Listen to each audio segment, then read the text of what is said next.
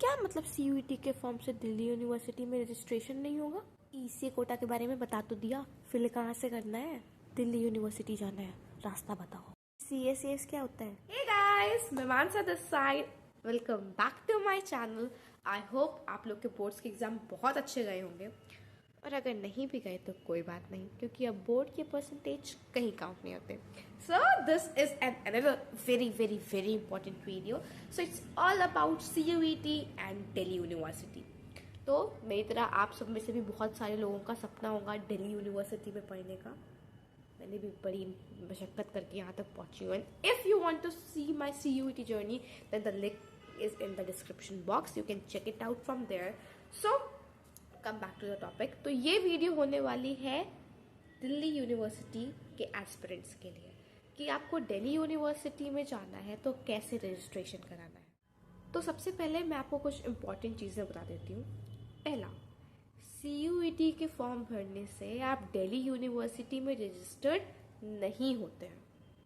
Delhi university में आपको अपना रजिस्ट्रेशन अलग से वेबसाइट पे कराना होगा। दिल्ली यूनिवर्सिटी की official website CSAS portal, common seat allocation system, CSAS, आपको यहाँ पे रजिस्टर कराना होगा। ये रजिस्ट्रेशन जब आपका CUET का रिजल्ट आ जाएगा तब ये पोर्टल खुलेगा, तब आपको रजिस्टर कराना है।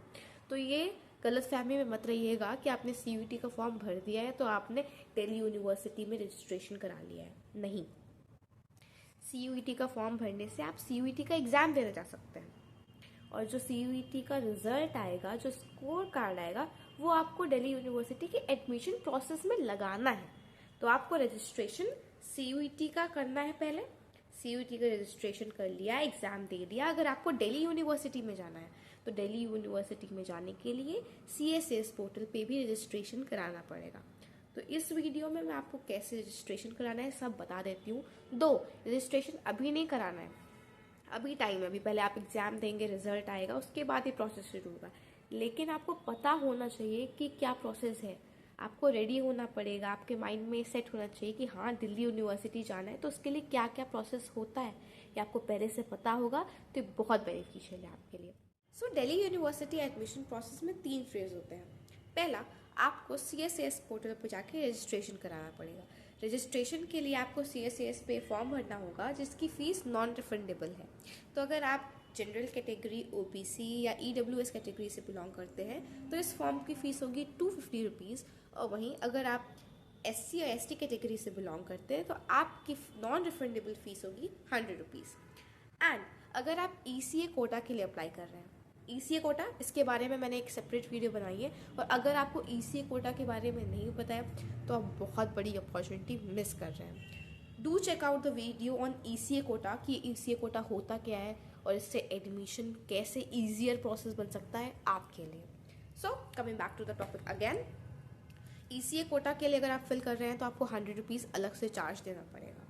Now this is the window which appears. इसमें आपको अपना CUET एप्लीकेशन नंबर डालना होगा, पासवर्ड डालना होगा, फिर OTP डाल करके आपको रजिस्टर करना होगा।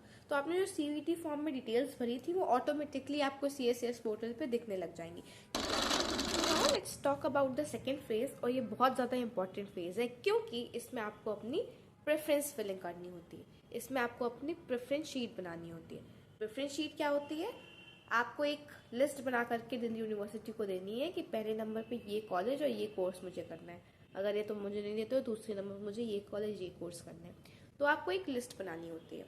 तो इसके ऊपर भी मैं एक सेपरेट वीडियो बनाऊंगी, क्योंकि प्रेफरेंस शीट बहुत ही ज़्यादा इंपॉर्टेंट चीज़ है। ये गेम चेंजर हो जाती है बहुत सारे बच्चों के केसेस में, क्योंकि अगर आपने इसमें भी थोड़ा मोड़ा ऊपर नीचे किया कॉलेज और कोर्स तो आपका चांस ये भी हो सकता है कि आपका एडमिशन ही ना हो पाए। तो प्रेफरेंस शीट एक बहुत ही ज़्यादा इंपॉर्टेंट चीज़ है, इसके ऊपर मैं अलग से वीडियो बनाऊंगी, आप उसको भी चेक कर लीजिएगा। तो सेकेंड फेज़ में आपको प्रेफरेंस शीट फिल करनी है, अपने कोर्सेज बताने हैं, मैक्सिमम कोर्स और कॉम्बिनेशन आपको फिल कर देना है। पिछले साल का डेटा देखा जाए तो ऑन एन एवरेज एक बच्चे ने 88 प्रेफरेंसेस भरी थी। मैंने खुद 67 प्रेफरेंसेस भरी थी। तो प्रेफरेंस शीट के बारे में हम लोग अगली वीडियो में बात करेंगे। तो सेकेंड फेज में आपने प्रेफरेंस शीट भर देनी है। Now third and the last phase, ये आपका तब शुरू होता है जब आपका CUET का रिजल्ट आ जाता है, जब आपको अपना मेरिट लिस्ट पता चल जाती है कि आपका कितना स्कोर आया है। फिर CSCS पोर्टल पे आपको ये पता चलता है कि जो आपका रिजल्ट आया है उस बेसिस पे आपको दिल्ली यूनिवर्सिटी में कौन सा कोर्स और कॉलेज मिल रहा है। अब CSCS पोर्टल की महिमा भी है, मैं आपको बता देती हूँ कि जो आपको कोर्स और कॉलेज का पता लगेगा वो CSCS पोर्टल पे लगेगा। इन फ्यूचर आपको अगर अपग्रेड करना है कोर्स और कॉलेज तो आप कर सकते हैं या नहीं, ये भी आपको CSCS पोर्टल पे मिलेगा। सब कुछ हरा भरा हो गया, आपका एडमिशन हो गया, तो आपको जो फीस सबमिट करनी होगी वो भी CSCS पोर्टल के थ्रू ही सबमिट करनी है। तो ये बात इससे पता चल चुकी है कि दिल्ली यूनिवर्सिटी के रजिस्ट्रेशन प्रोसेस में आपका CSCS पोर्टल ही करता धरता है। So that's it for the video guys. I hope आपको इस वीडियो से CSCS पोर्टल के बारे में, एडमिशन के बारे में एक रफ आइडिया लग गया होगा कि क्या प्रोसेस होता है। इन केस अगर आपको कोई भी डाउट है तो आप मुझे कमेंट बॉक्स में पूछ सकते हैं। And like, share and subscribe. Bye bye.